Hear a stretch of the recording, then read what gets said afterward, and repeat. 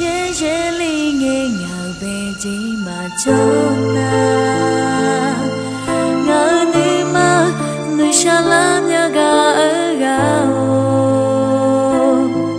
chỉ chỉ ga cô mà nhà ga nè cả mơ khả ga te tha cho ngờ về chỉ yo khó mai che la yo ngã lù mang đồ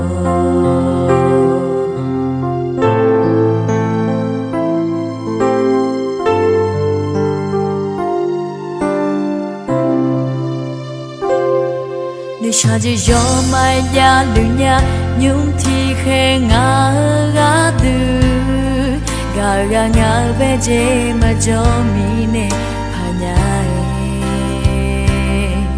bà si nhà ni lệ yo lệ từ to lừa thọ xa lì mà yêu khói nỗi bạc thiệt la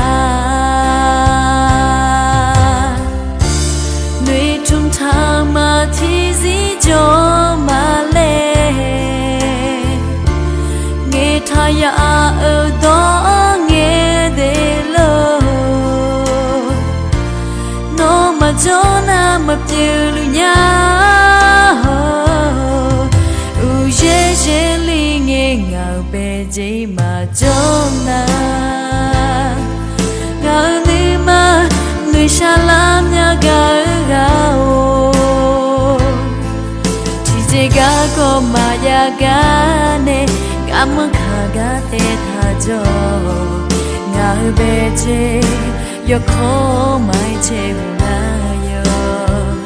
ngã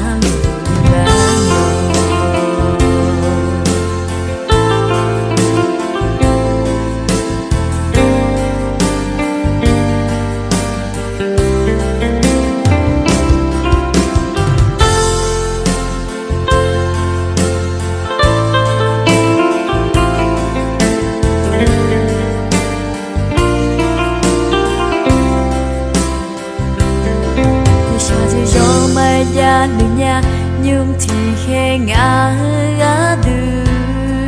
gà gà ngà bé chế mà cho mi nè hà nhà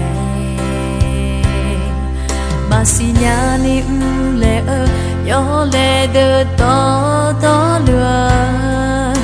thọ xa đi mà ya khói nỗi bạc thiệt la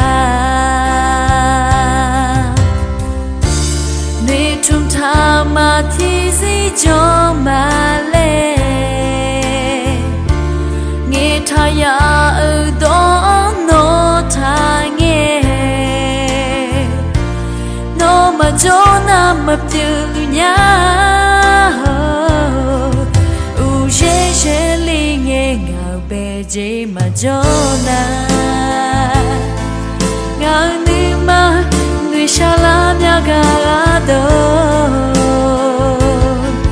chỉ chỉ ga có mà nhà ga nè cảm ơn khả ga te tha cho ga bề chế yo khó mai chế la yo ngàn